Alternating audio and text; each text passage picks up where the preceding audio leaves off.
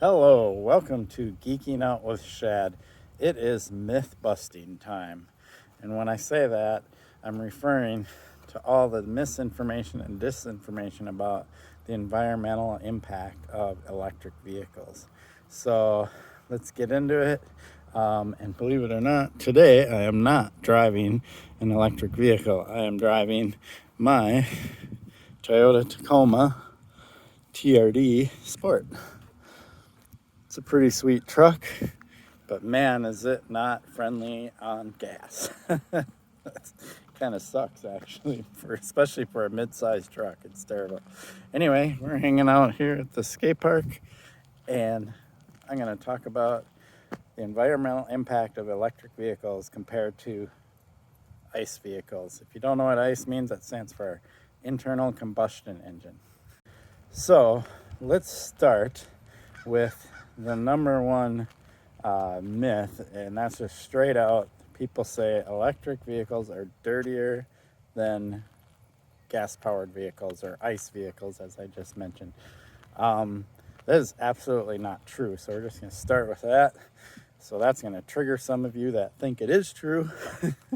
So there you have it. The reason it's not true is because people keep saying, oh, your coal-powered car, right? So they have this belief that electricity comes from coal, and it's only partially true, and it really depends on where you live. And I'm going to refer to the United States because that's where I live. So wherever you live in the United States, it's going to vary depending on how much coal is used to generate electricity. But most of the electricity comes from other sources and not from coal. So I better not face you guys towards the sun. So coal is on the way out. So it's being phased out. I know there's some resistance to that, but that's what's happening. Wind and solar are on the way in, but in the meantime, the pretty popular sources for power are nuclear and natural gas, and there's some hydro out there. Hydro's not as common because it's, you have to be by a big river or water source, and as we see with the Hoover Dam and the water issues there isn't enough water right now. So hydro is not a super common way to do it, but I do see it. Wind and solar are growing immensely, very quickly, probably the cleanest, most renewable electricity. And yeah, I know you're gonna go, but what about the blades on the the windmill blades or whatever, like all these people do, naysayers and stuff. We'll talk about that in a different video. No, electric cars are not powered by coal, maybe a small percent. I really got to bring my BMX bike here and grind this rail. That looks like fun. All right. Oh, that one over there, too. Okay, wait. We're talking about electric cars. So, oh, that is so much better. Being shielded from the sun. I can take my glasses off. There we go. So,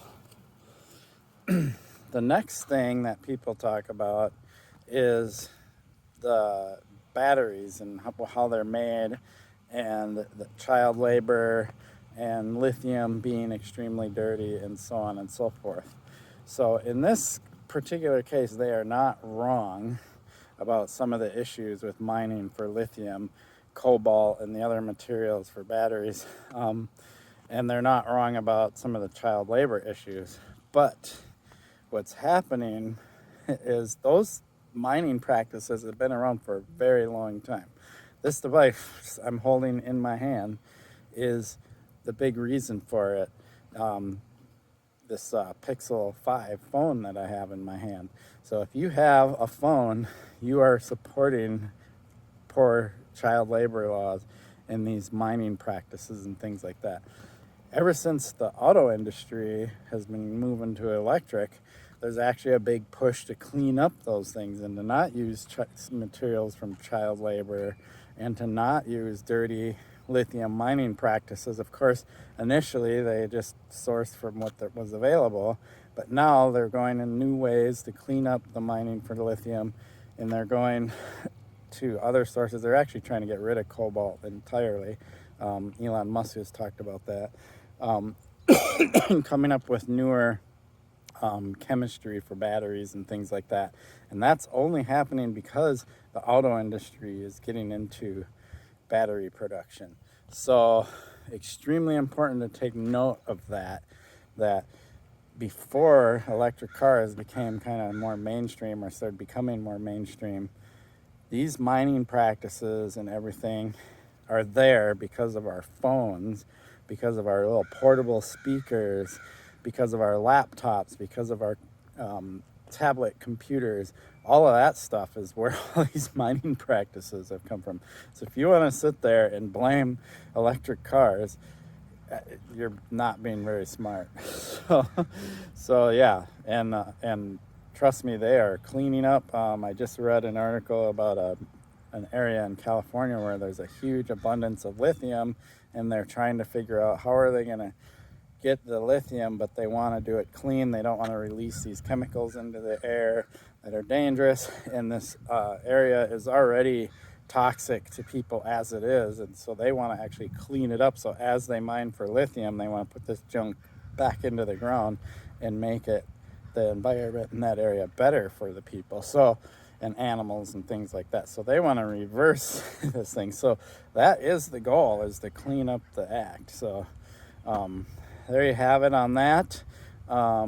Let's move on to comparing an ICE vehicle to an electric vehicle, because whenever there's a comparison between the two, we have to talk about where gasoline comes from. So let's talk about that. This thing right here, we're all familiar with it. You take this cap off, you select your option on the pump, stick the handle in there, and gas goes into your vehicle. Awesome. So that gasoline has to come from somewhere.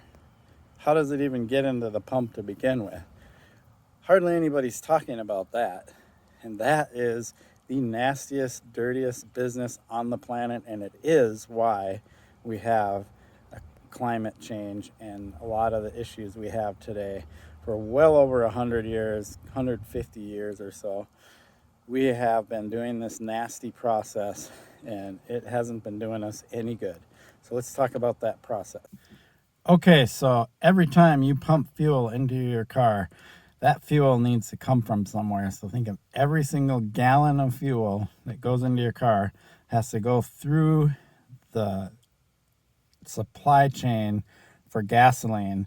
And where that supply chain starts is drilling for crude oil, or fracking, even worse, for crude oil. So those are the two most common methods. And the reason fracking exists is because we have surpassed what's called peak oil. I'll do a thing on peak oil at another time, but because of that, they're having to go to more extreme measures to get oil out of the ground.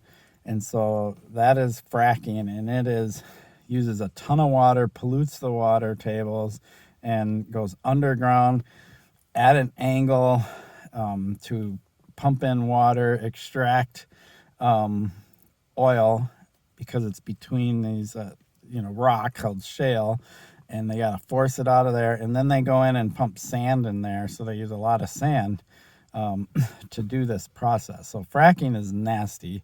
We don't want fracking. Fracking is terrible for our environment. Drilling is also terrible for our environment, just not as terrible as fracking. It also costs a lot less. So fracking is a much more expensive way to get oil. And so when gas prices went way down, they actually had to close down a lot of fracking operations, because they just couldn't afford it when gas prices were cheap to extract oil that way. Now that gas prices are higher, they can afford to frack. So figure that one out, right? Like, we all want lower gas prices, but then they can't frack for oil because they can't afford it. So that being said, and I'll talk about this in another video about oil prices and how we had this huge spike in prices and they've come down a little bit. that is not going to last forever. Oil is basically on a trend, going to just get more expensive from here on out. It's not going to get cheaper. And this is the number one reason why I think car companies are switching to electric. Trust me, car companies have never cared that much about the environment. They just never have. So if you think car companies are going to electric because they care about the environment, no, they're going to electric because they know that oil is a finite resource and it's just going to get more and more expensive to a point where people won't even be able to afford to drive their cars. So I'll talk about that whole thing in another video, showing some examples and graphs and stuff like that. But let's talk about drilling. So oil, it's a resource under the ground. They got to get it out of the ground. That is extremely environmentally damaging. So when we're going to compare, when we talk about mining for lithium, that's a one-time thing. Once that lithium's mined for, it goes into your battery in your car, and that's it for the lifetime of the car. You don't have to continue mining for lithium as you drive your car. It's a one-time shot. Gasoline, on the other hand, every gallon of gas, it needs to get extracted out of the ground and go through this process. Once it's extracted out of the ground, it needs to go onto some form of transportation, the most common form of transportation for crude oil, and it is called crude because it is not in a refined enough state to be used as fuel for any vehicles. So that oil goes on to tanker ships. These tanker ships are extremely polluting. They also burn fuel, and they got to cross the ocean. And a lot of times they leak. There's big oil spills, things like that. So a big environmental damage. I was looking it up. 1.6 major, now count that as major, and I should figure out what is meant by major, but I'm sure there's a certain quantity of oil. But 1.6 major oil spills a year. That could be underground or in ocean drilling, like we saw with BP oil spill in the Gulf of Mexico, or it could be tanker, sinking or running aground or whatever, or having a leak in it. So I don't know how many minor oil spills there are. I know there's tons of minor oil spills. Once the oil gets to its destination, it has to go through pipelines sometimes to get to the refineries. And so there's leaking in pipelines. Pipelines are extremely leaking. I mean, they go thousands and thousands of miles. There's no way that they can keep those properly maintained. And that's an issue, is that they don't spend enough money to maintain it, because the oil companies are all about maximizing profit. So the more money they spend to constantly inspect and maintain something, that cuts into their profits. And the oil companies don't care if their pipeline leaks a little bit or if their ship leaks a little bit. They just are like, okay, well, that's fine. And then if somebody calls them out on it, they might go and fix it. So it's only the major stuff that really hits the news, right? So now we get the oil to its destination, which is a refinery. The refining practice is how you get crude oil converted into the different forms of fuel for different vehicles. So we have diesel, and then 87 is super common. And then you got 91, 92, like all these other higher premium fuels. Usually when I'm at the pump, I see 3 types of fuel, 87, and then 2 higher ones. It varies. It's never the same, like how high the rating is. But and then there's diesel fuel. So different types of fuel. So they get refined at the refinery, and the refining practice is extremely dirty for the environment. They're actually finding out that it's worse than they thought, because they're supposed to report methane leaks into the air, but of course they don't report it because it's the oil industry. They're not going to report something that's detrimental to their business. So recently, there's been some new satellites that have gone up, and they can see these leaks, and there is a lot more leaks than what we have been told. So refining, nasty business, worse than we even thought, and that's polluting our atmosphere. And there's refineries all over the place. So the refinery refining crude oil into the different types of fuel. Now those different types of fuel have to go into fuel trucks or tanker trucks. And they go into tanker trucks, individual diesel burning semi trucks, and those trucks have to drive around to the many thousands, hundreds of thousands of gas stations across the country from the refineries. They try their best to get like the refineries in good central locations and things like that. Efficiency is the game. Efficiency business-wise, money-wise is the game for the oil company. And then once those trucks are filled with the one type of gasoline, there might be trucks that have barriers in there. That I actually don't know. I should look that up. So they can put multiple types of gasoline in a single tanker. I don't know. But they do put the gasoline in there. Then that truck drives and pollutes its way to the gas station and then sits there and fills the underground tank at the gas station.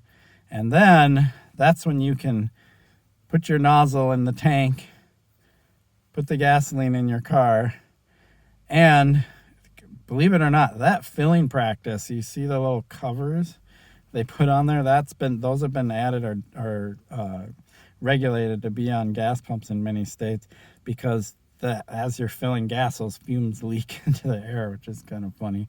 But as you're filling your car, you're polluting. Then when you start your car and start driving it, you pollute. Every single gallon of gasoline pollutes from the whole supply chain, and then once it's running in your car. So there is no way that mining for lithium or getting electricity from the grid is dirtier than the supply chain for gasoline.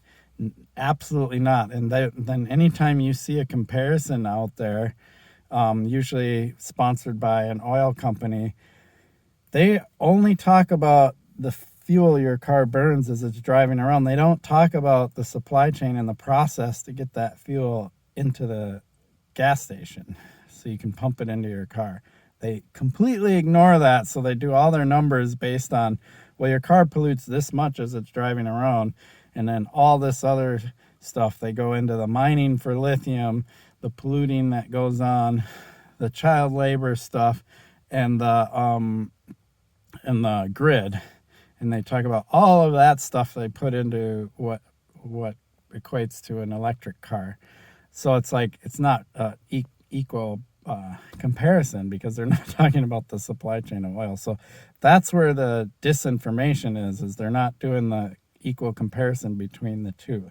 When you do the equal comparison between the two, in the most coal-burning state in the United States, an equivalent gas car to an equivalent electric car. So the comparison I saw was, I think it was a 3 Series BMW and a Tesla Model 3. It might have been a 5 Series. There was a 3 or 5 Series and a Tesla Model 3, and they did a comparison between what pollutes more.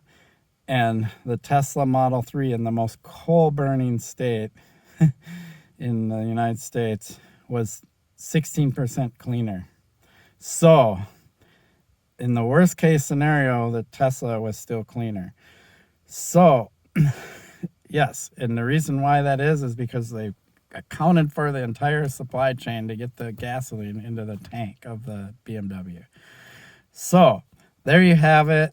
I argue this point all the time, and people want to push back and all this, and it's like, no, this is the reality that we live in. So much disinformation out there, and of course it's pushed out there by people who are anti-electric car and they don't like change, which is always funny. So yes, the electric car is not perfect. I'm going to say that. It isn't the perfect solution, but it's a way better solution than ICE cars, way better. And it'll only get better as we learn more and as we improve and as battery chemistry gets better and things like that. It's just like anything else out there. We always want progress, but just because it's not a perfect situation today doesn't mean we shouldn't try. So that is the plan, and there's no way that an electric car is dirtier than an ice-powered car. It's just not even close to feasible. Anyway, you can comment on this video if you want. A couple of things that I'm really strict about. If you are a jerk in the comments, name calling, just being a total, let's just say it, a-hole, I will just delete your comment. I'm not even going to respond. I'm not even going to allow it. It's just, there's no reason in this country we should debate and be jerks with each other. And I see it all the time. And especially with Trumpism, like Trump built up this whole thing about bullying, like everybody's now a big jerk because he's a big jerk. And so it's like, well, no, that's not okay. Never was okay. So sure, post your comments, be nice, be reasonable, and just, state your opinion, things like that, and keep the debate nice and decent. I really appreciate your support from my channel. Please like and subscribe. Peace.